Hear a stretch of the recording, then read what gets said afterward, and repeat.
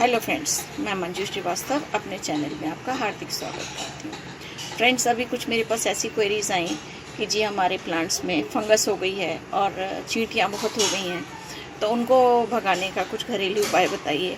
आप सब जान ही रहे हैं कि लॉकडाउन चल रहा है, तो अभी तो मार्केट जाना किसी के लिए भी पॉसिबल नहीं है। तो मैं जो आपको बता रही हूँ तरीके, ये आपके किचन से ही निकल आएंगे सारे प्रोडक्ट, और इनको एक तरह से आप फ्री समझ सकते हैं क्योंकि ये सबके किचन में हमेशा होते ही हैं, है ना। तो आइए देखते हैं इनको कैसे करना है।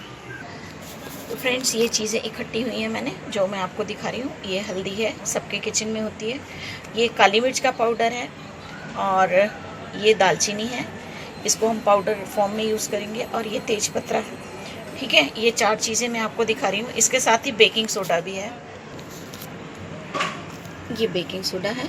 और इन्हीं का हम उपयोग करके घर में से चींटियाँ और फंगस बहुत जल्दी इनको रिमूव कर सकते हैं, ठीक है। तो सबसे पहले मैं आपको बताती हूँ हल्दी, इसको कैसे यूज़ करना है। तो फ्रेंड्स, इसको यूज़ करने के लिए पहले क्या करना है कि आप इसको गमला लेके और इसमें आप ऐसे पहले गड्ढे बना लीजिए, ठीक है। जिस भी गमले में चींटियाँ हो रही हों उसमें आप ऐसे गड्ढे बना लीजिए, और फिर इसमें हम डाल देंगे ऊपर से हल्दी का पाउडर, ठीक है। ऐसे तो क्या है, गड्ढे इसलिए किए हैं क्योंकि चींटियों के घोंसले तो मिट्टी के अंदर नीचे होंगे ना। हम हल्दी डालेंगे तो वो तो ऊपर ही पड़ी रहेगी, इसलिए।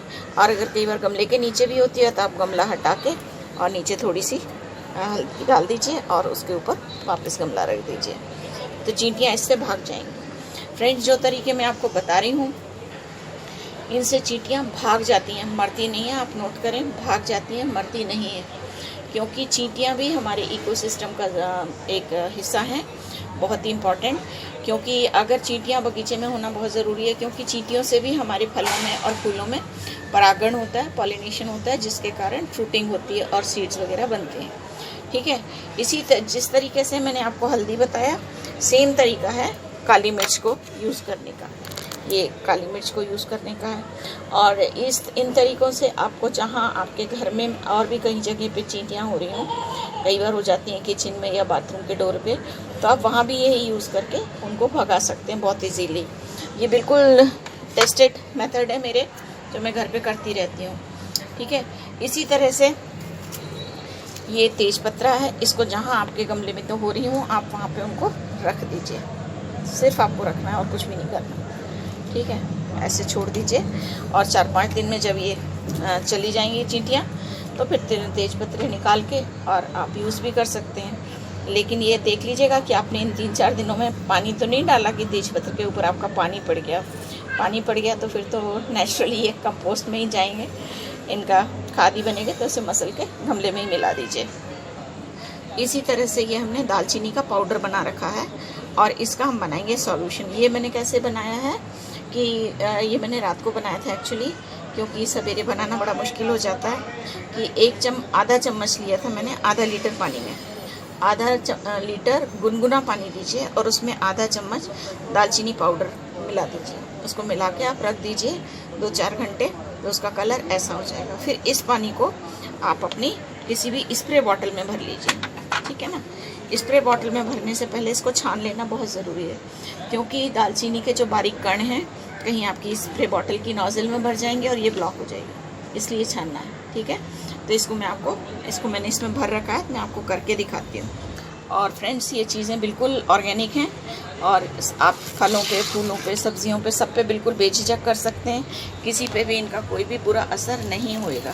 खूब अच्छे से कर दीजिए, गमले की मिट्टी में भी खूब अच्छे से कर दीजिए, और सब बिल्कुल चींटियाँ आपकी बिल्कुल चली ही जाएंगी। नेक्स्ट आता है बेकिंग पाउडर। बेकिंग पाउडर को मैंने आपको बताया था अभी पिछले वीडियो में ही कि बेकिंग पाउडर कितना उपयोगी है। इसको भी आप सेम उसी तरह से गड्ढे में छेद कर लीजिए, और छेद करके उसको अच्छे से बुरक दीजिए गमले में। तो जब पानी के साथ वो मिलेगा तो चींटियाँ चली जाएंगी। इसके साथ ही एक चीज़ और मैं आपको बताना चाहती हूँ फ्रेंड्स, कि अभी तो मेरे पास कोई गमला यहाँ पर है नहीं जिसमें चींटियाँ अच्छे से घुस के वो मिट्टी निकाल के क्रिस्टल जैसी ढेर बना लेती है ना, वो मेरे पास है नहीं इस टाइम। तो मैं आपको वर्बली बता रही हूँ, अगर आपको वैसे ही फॉलो करेंगे तो आपके प्लांट बच जाएंगे। कई बार क्या होता है, नमी के कारण, जैसे गर्मियों में ये नमी है या बारिश में नमी के कारण चींटियाँ होती हैं, तो वो मिट्टी निकाल के ऊपर लगा देती हैं। तो आपको क्या होता है, मिट्टी के ढेर इधर उधर दिखते हैं, बारीक बिल्कुल क्रिस्टल जैसी मिट्टी भी दिखती है साथ में। उस चक्कर में क्या होता है कि पेड़ तो गमले में लगा हुआ है लेकिन वो मिट्टी पूरी निकल चुकी है रूट्स पे से। तो आप जब प्लांट में पानी डालते हैं तो प्लांट तो मतलब जो पानी है वो जड़ों को छूता हुआ उसी टाइम निकल जाता है। मतलब प्लांट को तो कुछ भी नहीं मिला, मिट्टी में भी नहीं वो लगा हुआ है और पानी भी निकल गया, तो धीरे धीरे प्लांट मर जाता है। तो इसलिए आप क्या कीजिए कि अभी उस स्थिति में ये सब चीज़ों का कुछ असर नहीं होने वाला है। प्लांट को आप निकाल लीजिए बाहर, है ना। अगर उसमें मिट्टी अभी भी लगी हुई है उसको किसी पानी से भरी हुई बकेट में डाल दीजिए तो मिट्टी उसकी 10-15 मिनट में बिल्कुल अलग हो जाएगी। उसके बाद आपने जो नई मिट्टी बना के, जो भी आपका प्लांट की स्पेशल मिट्टी हो, जैसे गुलाब की अलग बनती है, विस्कस की बनती है, तो वो लगा के वापस नई मिट्टी बना के और प्लांट को उसमें लगा दीजिए। लगा के प्लांट को 6-7 दिन शेड में रखिएगा याद से, क्योंकि अभी उसमें न्यू रिपोर्टिंग हो गई है ये तो, है ना। और फिर 6-7 दिन के बाद धीरे धीरे कम धूप से ज़्यादा धूप में लाएं, कि पहले कम धूप में रखें 2-3 दिन, फिर ज़्यादा धूप में रखें। तो इस तरह से करेंगे तो आपका प्लांट बिल्कुल सही चलते रहेंगे। तो ये जो मैंने आपको बताया ये मेरे सब टेस्टेड नुस्खे हैं और इनमें कुछ भी खर्च नहीं होता। और आई होप मेरा वीडियो आपको पसंद आया होगा। अगर पसंद आया तो प्लीज़ इसे लाइक कीजिए और शेयर कीजिए, और मेरे चैनल पर न्यू हैं तो इसको सब्सक्राइब कीजिए। अगले वीडियो में इसी तरह की नई जानकारी लेकर फिर आती हूँ, तब तक के लिए बाय बाय।